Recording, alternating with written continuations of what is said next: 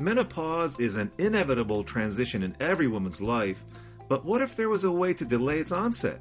And what if that was by engaging in a basic physiological need like sex? Well, that's exactly what a recent study investigated, and here to walk us through its findings and what they could potentially mean for the more than 165 million women in the United States is the lead investigator herself. Welcome to the Clinicians Roundtable on ReachMD. I'm Dr. Paul Doghramji, and joining me today is Megan Arnot, a Ph.D. candidate in the Department of Anthropology at the University College London, and lead author of a study examining sexual activity and age of menopause. Thanks so much for joining us today, Megan. Thanks for having me. So before we jump right into the study findings, I'd like to hear more about how you started exploring the potential link between sexual activity and menopause. What sparked this line of research for you? We were just sort of researching the menopause in general and noticed that married women were going through the menopause slightly later than unmarried women. We were just trying to work out why that might be, and I wondered whether sexual frequency might have some kind of relationship with marital status and therefore a relationship with age of menopause. So I thought we'd test it, and it turns out that there is something going on there. Well, that's very interesting. So now that we have that background information, then let's dive into some of the details here. How was this study conducted, and who were you following to get a representative patient sampling? We used data that already existed. So there's a longitudinal study being conducted in America as we speak that started in the 1990s, and they collect data annually on just under 3,000 women. And all this data is available online. So we took the data from online and analysed it, and they have a representative sample. So they target different ethnic groups to try and make sure that it's representative of every woman within the United States. So what kind of characteristics were you looking for in the women represented in the study, like the age, the amount of physical and or sexual activity, the number of sexual partners, and other factors that weighed in? How were the characteristics formulated? So we didn't look at how many sexual partners, we just looked at how often they had sex. And so the study already had a variable that asked women whether they had sex daily, weekly, monthly, less than monthly. And they also had the different kinds of sex. So it wasn't just intercourse, it was oral sex, masturbation, stuff like that. So we just created a sex index that stated whether a woman had any kind of sex, either weekly, monthly, or less than monthly. And then we also included standard variables within the study, like socioeconomic position, how many children they've had, the age at which they had their first period, just sort of standard characteristics like that. And what age groups did you look at? The women in the first interview were aged between 42 and 52. So it varied, but it was on average about 52 at the first interview. So let's run through some of the results then. What did you find? We found that women who had sex more, so women who had sex at least weekly were at any given age least likelihood to go to menopause. And then women who had sex at least monthly were again less likely to go through the menopause. And then the women who had sex less than monthly were most likely to enter menopause at any given age.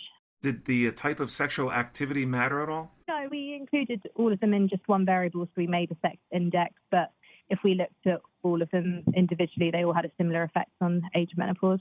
And did the frequency of sexual activity also have anything to do with the delay of menopause? Yes, so the women who had the most amount of sex went through the menopause later. Was there a specific amount, like once or twice a week, or more than once or twice a week, or several times a month? It was weekly, monthly, less than monthly variables, so don't have any specific numbers. And what about living with a partner? Did that affect the age at which menopause begins? We looked at that as well. So we looked at whether a woman lived with a man, so either a sexual partner as a man or just a man in general, so it could be a family member or a male friend, and neither seemed to have any relationship with age menopause, interestingly. And did you look at same-sex engagement versus heterosexual activity? No, there wasn't a massive amount of people that are in same-sex relationships within the study, so there wasn't really enough sample size to include that. For those just tuning in, this is the Clinicians Roundtable on ReachMD. I'm Dr. Paul Doghramji, and today I'm speaking with anthropologist Megan Arnot from the University College London about a recent study linking sex frequency to age of menopause. So now that we've covered what the study entailed and what was found, let's talk about the potential impacts. So based on these results, Megan, how do you think this may affect the outlooks of menopause for women who come across this study? While the results are quite provisional and we don't quite understand the direction of causation yet, We hope that further research might allow women to be more autonomous about their age of menopause and take actions which may encourage menopause or delay it, depending on perhaps which way they want to go. But just hopefully it will empower women with more knowledge of how they can take control of their own fertility. In turn, how do you think this might impact the overall views on menopause from women's health professionals? From experience, it doesn't seem that health professionals talk about the menopause that much with women of the menopausal age. So hopefully it will just get the dialogue open between clinicians and between patients and just get people talking about the menopause a little bit more, because at the moment people don't really talk about it too much. Potentially professionals that are talking to their patients may just give them that option that if you want to delay your menopause, increasing sexual activity might be one of the ways of doing so. Can you see that happening? If more research finds support for our findings, then yeah, it would be a great way for women to be able to delay their menopause, because it didn't just include sex with a partner, it included self-stimulation as well. So it's something that people can do by themselves to delay menopause. And looking ahead here, Megan, what's next on the horizon for you and your colleagues? Will there be another line of investigations extending from this study sometime down the road?